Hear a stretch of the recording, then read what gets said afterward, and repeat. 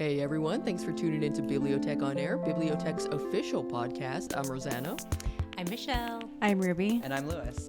And today we're reviewing another book by Agustina Bazterrica. A few months ago, we did The Unworthy. Today we're going to be covering Tender is the Flesh, available on Hoopla in both Spanish and English audiobook, which means you get the best of both worlds. Yeah, and a little summary about it. If you have not heard of it, Tender is the Flesh by Agustina Bazterrica is a chilling dystopian novel where human meat has become legal and normalized after a virus makes animal flesh inedible.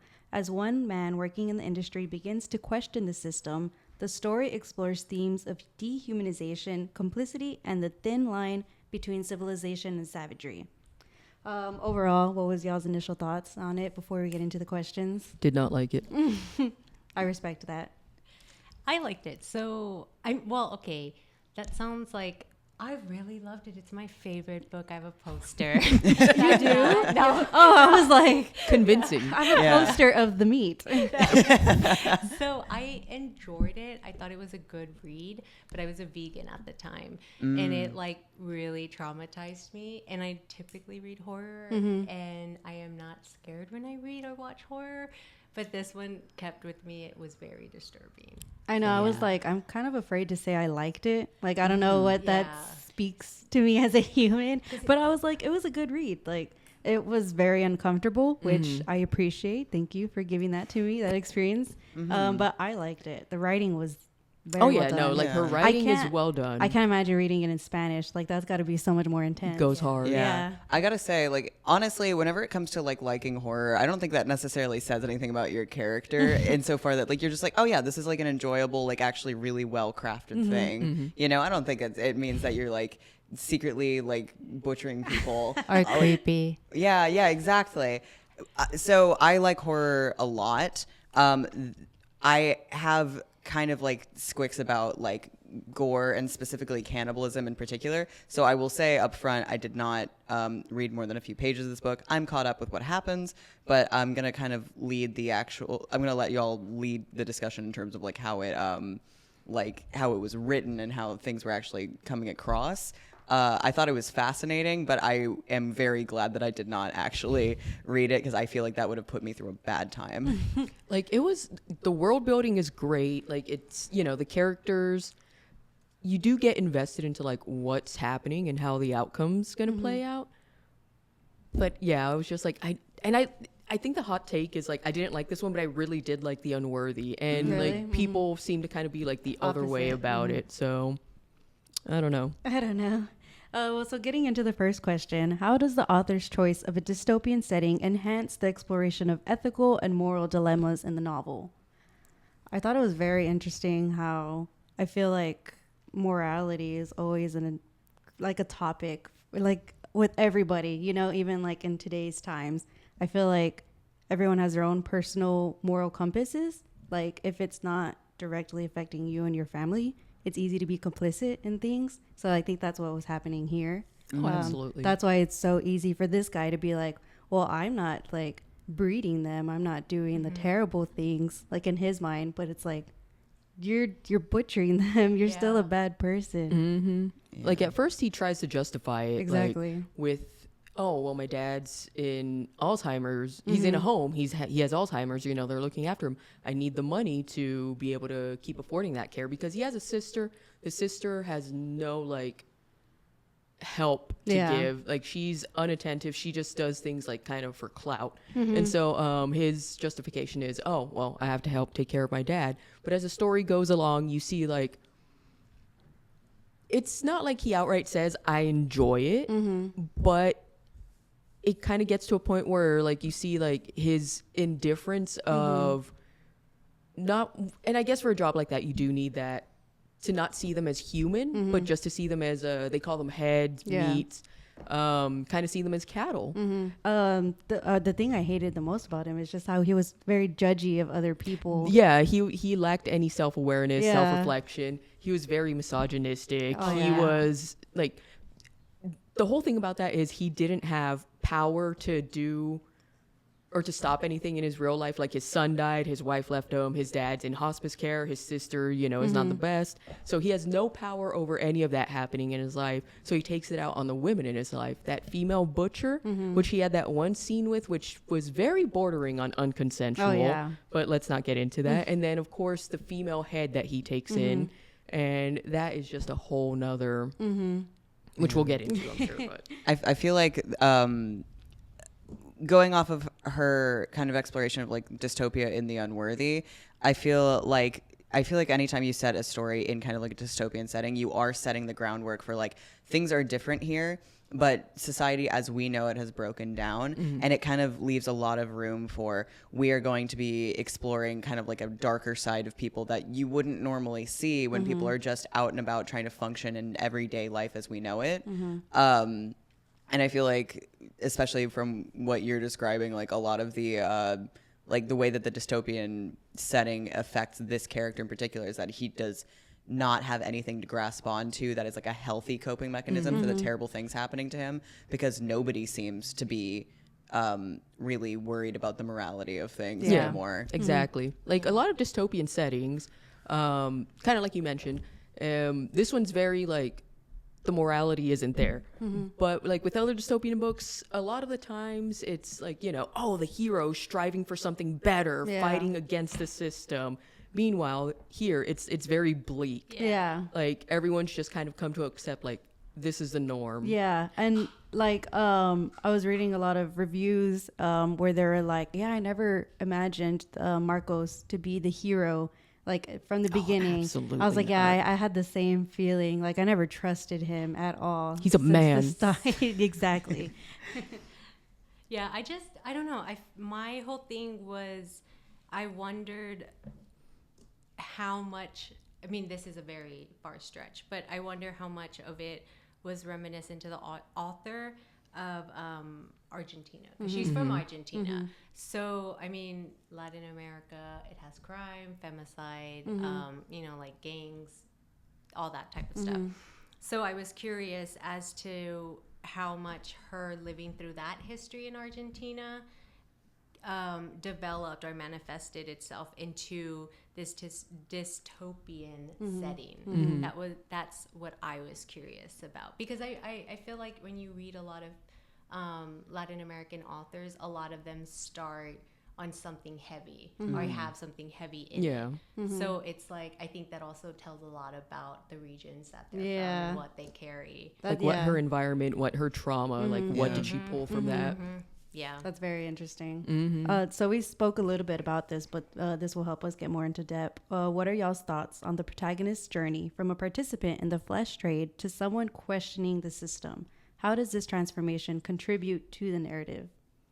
You know, I feel like if he didn't have that initial grief of losing his son, he probably would have just been keeping on, you know. Keep trucking on. He would have just continued to butcher people into, you know, cuts of meat for the sellers, providers, whatever, and never had a problem with it. I mean, probably had a problem with it, but he would have just been like, it's normal. It's a job. Everyone else is doing it. But because of that grief of like losing his son, I think that really kind of began that descent into, you know, like questioning everything, and then again, like kind of just losing his morality from there.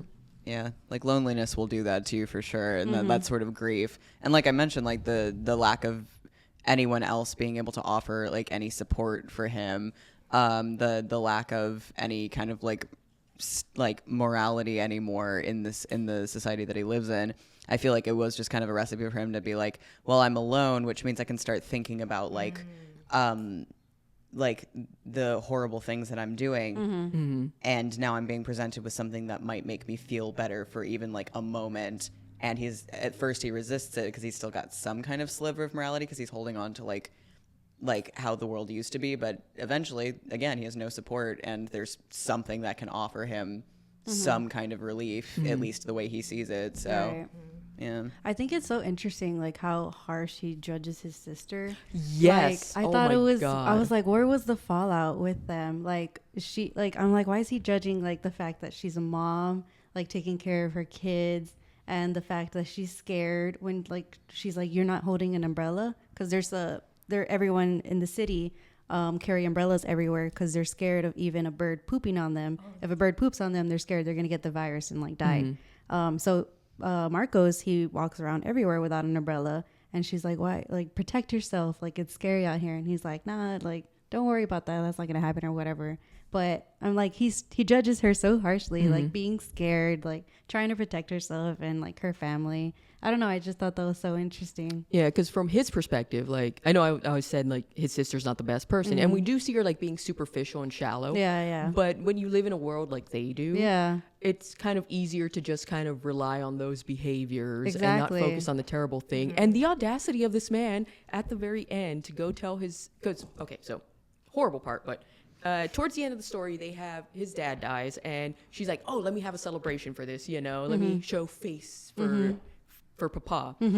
And so they're serving meat, and he's like, they're like, "Oh, this is like a fresh arm," and he's like, "Wait a minute." So he goes to his sister's kitchen, goes into like a freezer room, and finds like her servant there missing an arm, and he's like, she just looked at me sadly. And so like obviously they are butchering this lady alive to serve her in pieces as like, you know, time goes along. And he's just like, "You're disgusting, how could you?" Like, oh my god. And meanwhile he's over here like essaying this poor girl he's keeping locked up in his room, over here, you know, judging everyone else, participating in bro culture. Yeah, I can't remember if we described that already yet, but the fact that his boss gifted him with that girl. Yeah, which is a big like part in the story. Yeah, so his a little bit on it. His boss gifted him a female who's supposed to be like a really special quality meat.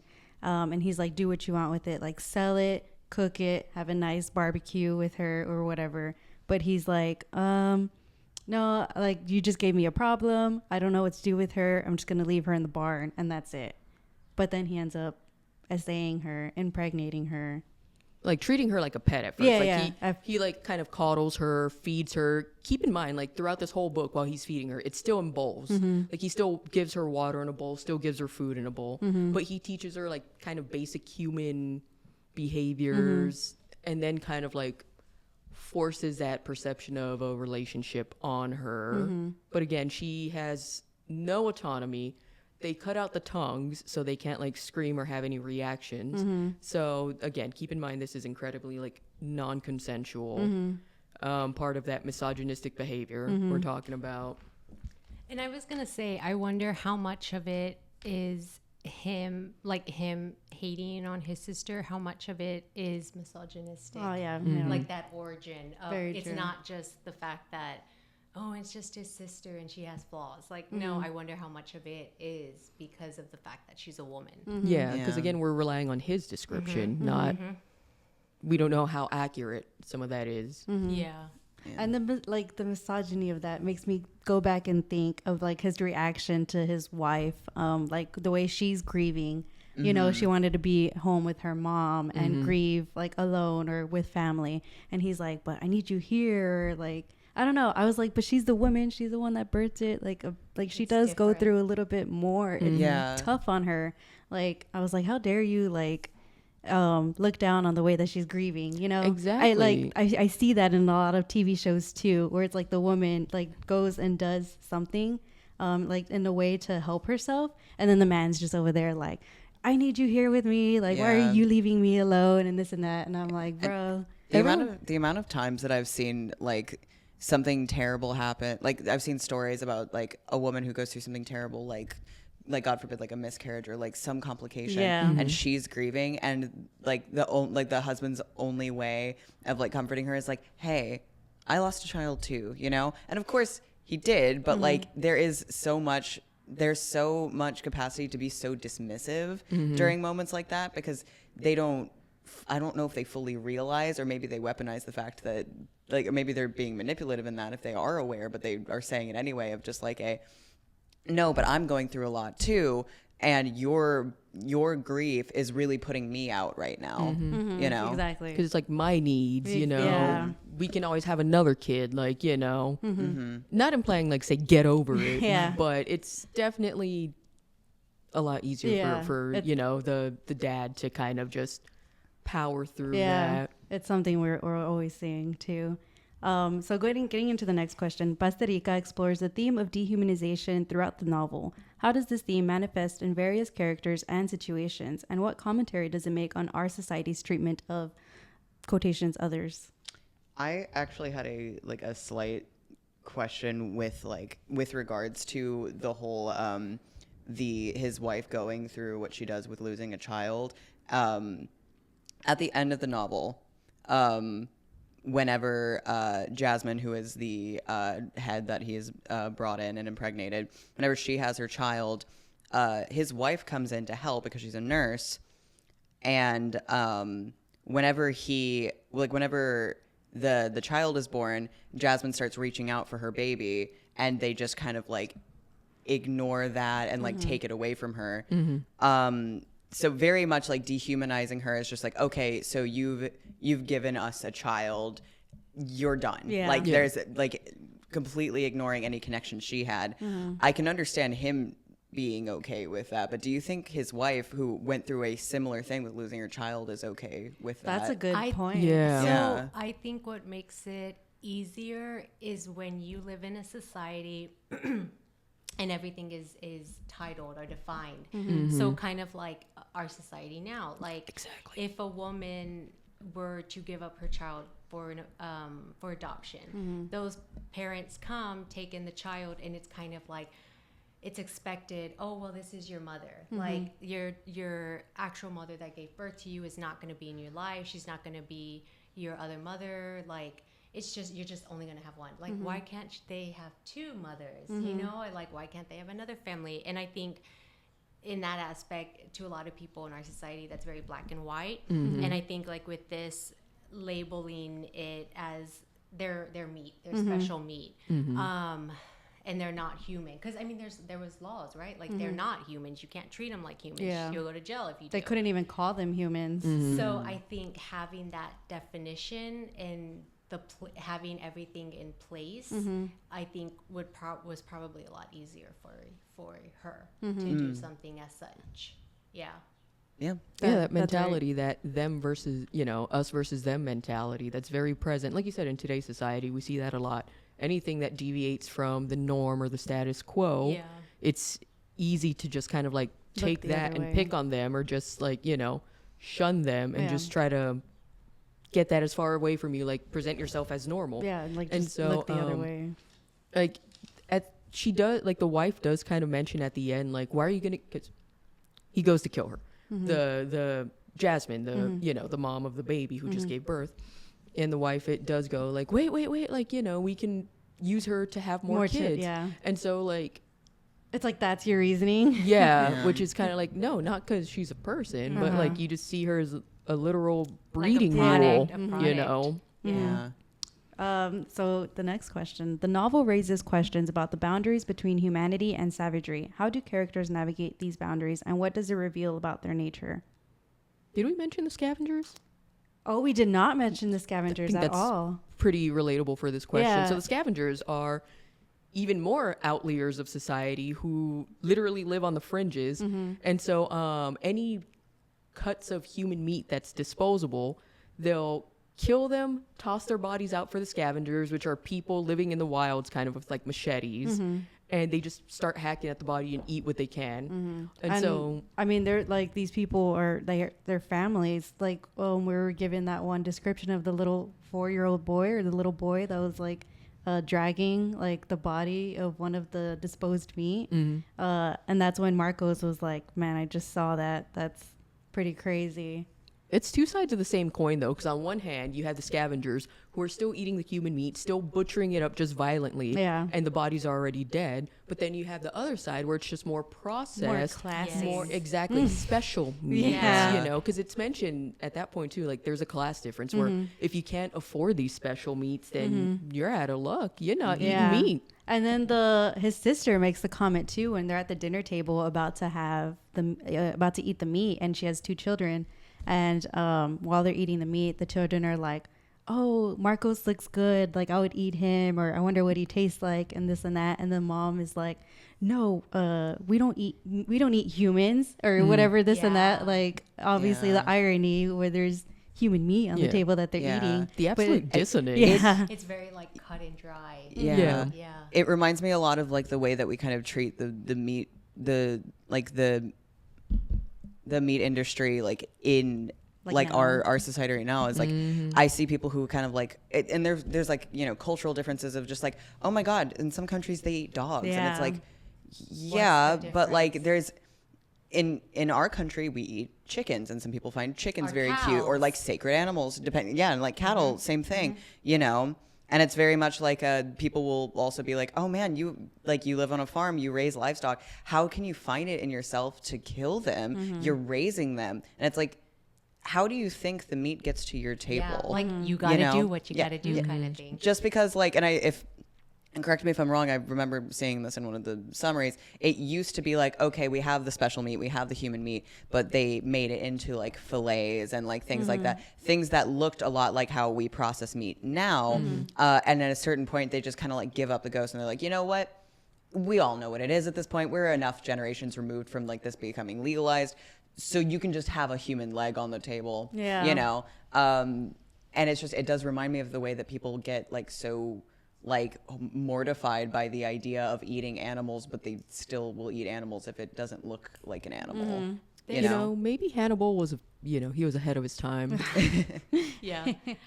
He knew it of was his coming. Sorry. He really got a leg up on the competition. All right, that's the podcast for today, y'all. Thanks. And so we touched on this a little bit, discussing the role of language and communication in the novel, particularly in relation to power dynamics and control. We didn't even talk about like the higher ups, like his bosses, and like how gross they were. Bro like, culture. Yeah. It's like, who was the higher one? Was it Creed? El Corro or because there was Sergio, and then there was El Perro, and then El Gordo, I think, like all the main people up at the top. But anyways, the fact that we didn't even touch on this, but I think this is a good question to touch on it. The fact that they were doing hunting as well. Yes. They brought back hunting because, you know, people love to hunt, and why would they stop it, you know, even though just the type of meat changed. So there's actually people go that hunt humans. Yeah, I forgot about that. Oh my God. Like they literally turned it into a game Yeah. too. It just goes to show the more money you have, the more your morality just kind of goes out the door. Exactly. And it even mentions that one rock star who's like in debt. And so to clear his debt, he's like, okay, yeah, just go ahead and like hunt me for game. And so they hunt him, they kill him, obviously. And they're like, okay, well, I can't wait to eat what's his face. And they talk about like them getting into the different cuts. And then at one point, and this might be a bit too graphic, but they do talk about like eating his, you know, his phallic part. And one of them was like, oh, you know, you're gonna eat that, you're gay. And they're like, nah, man, I'm eating it so it can make me more potent, you know, sexually. Oh my They God, said- the manosphere of it all. They said Exactly. It's just so bad. Like they how were like, just- that's an aphrodisiac. exactly. Yes. It's so, I found it very interesting, the level of men and the way they communicate with women. I think it's very much of, I know my place in society, and you may not be aware of your place, but I'm going to make you aware. I found it to be like that, particularly the engagement between Marco and Jasmine, that like the way he communicates with her, like body language and stuff like that. And it kind of reminds me of when you were mentioned like, oh, I never trusted him. It's, and then also in terms of like the role of communication, like they cut out their tongues to start with. That is instantly depriving them of language, which is so important to be able to develop mentally, which is good for them because they are like, okay, well, these are just, you know, cuts of meat anyway. This is livestock. So they really have no reason to communicate, no reason to, we don't want them to develop mentally, you know, and it does lead to such a horrible power dynamic of like whenever Marcos is talking with Jasmine, like you said, that treats her like a pet, you know, whenever, you know, he essays her, society at large, that's illegal because it's kind of on the same level of like, you know, like bestiality, stuff like that at this point in that society. And it really, part of it boils down to the fact that they don't have a power, they don't have a voice, they don't even technically even at this point know better. Yeah, exactly. You're so right, bestie. Thank you, bestie. It's like Wicked, you know, the animals when they're losing their voice and being able to speak, like that is putting them further down the whatever the hierarchy. Yeah, and like with the whole label thing, like you mentioned earlier, when you have like technical terms and names for things, it's easier to just be like, oh, well, this is this and that. You know, it's not it's Martha over here or, you know. And in the book, like it stresses that it's like, no, they're meat. You don't eat them. Like I remember reading that and being like, oh, right. Okay. Like it stresses the point so that you yourself are trained. Yeah, it's just very like euphemistic. Like it's head. They're not humans. Again, like I was saying with like modern meat industry. Also, it's like these are just, you know, cuts of meat, and we're not going to tell you exactly like what part of the animal, or if we do, it's not like at this point they are visually so far removed from the body part that like you don't actually think about it too hard for a lot of cuts of meat. And I feel like the way that the book uses that language and just tries to like cover over the actual humanity or the reality of what they're actually doing is just like, this change has really taken root in the society. So exploring the symbolism behind the recurring image of the animals in the novel, how do they function as both literal and metaphorical representations? So even though there's a virus that kills or like that infected all the animals, there's still some animals out and about. Like Marcos goes to the zoo periodically and sees some different kind of animals, more specifically the puppies, which I thought was like, that was like the hardest scene to read. I have beef with the author because of that. So in both of her books that we've read, The Unworthy and this one, animal cruelty. No. My goodness. My didn't know that about goodness. The Unworthy. Like it. Oh no. When you get to Cersei, just be aware if you do read it. Just keep that in mind. Okay. But like both books, I'm just like, girl, what is your beef? Like, I get it. It's symbolism. Like, you know, humans don't freaking care about like treating animals like garbage. But holy crap, like, what trauma? Yeah. Michelle, I need you to go find her and ask her what trauma did she pull from to be like, you need to be so descriptive with animal cruelty in both these books. The puppies, that was absolutely horrible. Yeah. Oh my goodness. I mean, to me, it just showed like, so Marcos is in the zoo and sees like puppies and he names all of them. He's like, oh, they're cute, obviously. And then a group of teenagers comes and just starts like throwing them against the Yeah. wall, just being really, really torturous towards them. And it just really goes to show like his impotence, exactly. like his unwillingness he didn't to go do help. He didn't do anything. He's just like over here getting mad. But also like I can see how like him taking the time to play with the puppies at first and then like going to name them. Yeah. It shows that he's much more willing to kind of you know, like actual, because humans are animals at the end of the day, but like with these, you know, four-legged creatures, pets, you know, he's easier to be like, oh well, you be know, empathetic. he almost humanizes the animal, the literal animals more than actually Jasmine, who's again locked up in his room. Yeah. Does he have a tendency to name the animals? Because like whenever he has like I don't think whenever he's gifted when he's gifted Jasmine, they expected him to like name her. You know, does he do that frequently, or is it just with the puppies and with her? With the puppies and her, I believe. Yeah.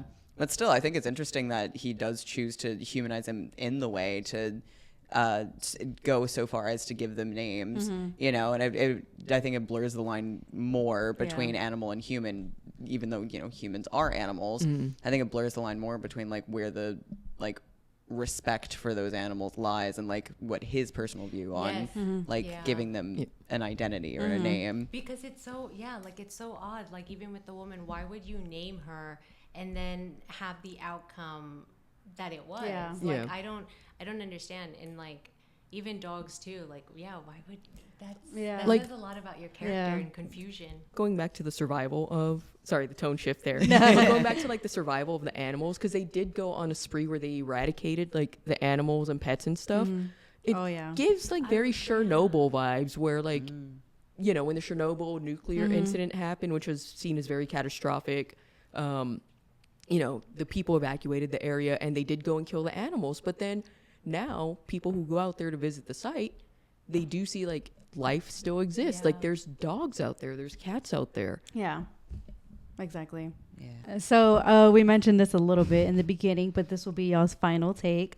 On a scale of 1 to 10, how would you rate Tender as the Flesh? And if you enjoyed it more or less than The Unworthy by Agustina Bazterrica? I'm going to go first just because I did not read it. I'm not going to be able to give like a very accurate rating for Tender's the Flesh. That being said, conceptually, between Tender's the Flesh and The Unworthy, I prefer The Unworthy only because I love horror, but I love it with like a twist of hope at the end. And there, no spoilers, but like at the end, there is like something to live for. Yeah. In the end of The Unworthy, there's something where it's like, okay, this might not be all that this is. For this one, it does feel very much like, and for better or for worse, it feels like it stays in that very bleak, like, this is how the world is, and we're going to stay here. You know, I think I prefer The Unworthy for that alone. You're so right. I feel like I liked both pretty equally. Tender as the Flesh like surprised me, but I think it made me think about a lot of like topics. So I liked that. I like when it makes me just like step out and really think like morality, ethics, and things like that. So rating it, I would give it, I don't know. I feel weird rating it. It's fine. Again, like we said earlier, just because you liked it doesn't mean, you know, you go out and butcher people by night. You know, lead tech by day, human butcher by night. I would give it like an 8. Maybe Nice. 8, 7.5. Oh, interesting. I would give it, pushing it, probably like a 9.5 or 10. Only because, like, okay, I love horror. But a lot of things like the horror movies, horror books do not scare me for whatever reason. I've noticed that like what disturbs me is psychological, like trauma, I like animal cruelty and stuff like that, and I think that hit perfect for me at least, because it really did. Like at the time I read it, I was a vegan, and it really was like, yeah, this is why you're a vegan. Like this is why you're probably never gonna go back to eating meat. Like it was that, and then it was also issues of me as a human being, how I felt towards animals, and seeing like that was kind of respected in here a little bit. Like they kind of respected the animals a little bit. Yeah. They were eating it. Yeah, they only respected the animals because they couldn't touch them. Exactly. Yeah. So I don't know, like it had a good message to it. I also just like Latin American literature because it's just so disturbing, and creepy. So I thought that was perfect. Like it was the horror that I needed, that I had been asking for years. Nice. You're like, traumatize me, and she did it. Yeah. Yeah, I'm still thinking about it. Yeah. Which is like a really, you know, when something stays with you like that. Yeah. They had it, yeah. Exactly. I'm going to regurgitate what I said earlier. Y'all know I did not like this book. But I'm not taking anything away from the author. Like, she did a good job setting everything up. The writing was great. It was very descriptive. The imagery, incredibly vivid. Like, the scenes, they were just... She did a good job. With that said, I still prefer The Unworthy. I enjoyed it a lot more, even though that one was a little tough to get into at the beginning. This one, I did not like it. Like, I literally finished the book, took a moment, and I was like, I didn't like that. Yeah. And it's incredibly rare for me to just straight up be like, I didn't like the book. But again, not taking anything away from it. I can't stress enough. It's probably someone else's cup of tea. Yeah. You know, like other people will absolutely enjoy it. Me, I'm going to give it like probably a 4 out of 10. Again, That's a good rating. world Valid. building, great translation. Go off, queen. You know, I did not enjoy it. A lot of respect for just kind of like being like, okay, objectively, probably pretty good, but like personally, like, because sometimes you got to be a professional hater, but you also have to do it without yucking someone's yum. Yeah. But it makes for a great discussion like we Yeah. just had right now. Like, it's Yes. absolutely like, I would recommend reading it for a group setting. Oh, yeah. Like, definitely. That's such a good way to. I would recommend it for like a 7th grader reading. No, I'm just kidding. Hey, A 5th grader. and listen, Go off, Queen. if your chill book club is getting a little too cozy and comfortable with their choices, Hit 'em with whip it. this one out. All right, if you've got some high level elementary 5th grade readers, this is for you. Yep. It'll make you think. Cut out Animal Farm. Tender as the flesh. Yes. Exactly. Yeah. Actually, I wouldn't be surprised if, like, maybe down the line this does end up Yeah, for, like, I was high like- school I was reading. actually- This is the thinking sequel that, to yeah. Animal Farm. This does feel Yeah. like one of those really messed up short stories we would read like my senior year of high school, where you're like, wow, I'll never be the same. It opened the door, uppercut me, and then left. Which, Yeah. funny enough, it is a short read. Like, it's a Yeah. very Yeah. short Yeah. read. It's easy to, like, go through. Mm-hmm. So, once again, thank you guys for joining us. Again, this was our discussion for Tenders of Flesh by Agustina Bazterrica, available on Hoopla in both English and Spanish for the audiobook. So, if you're feeling daring, by all means, check out Spanish. Let us know what you think. Just a special shout out to Michelle again Yeah, for joining us seriously. for yet Coming out. another book discussion. Absolutely love having you on. Yeah. And this is my last time, guys. No, I'm just kidding. no. Just kidding. She just dropped that on us. She shadow quit. Just kidding. No, I'll probably be on here next time. Yes. All right, but thank you guys for joining us on this Unhinged podcast. Once again, I'm Rosanna, I'm Michelle. I'm Ruby. And I'm Lewis. and we'll catch you guys on the next discussion. Bye. Bye.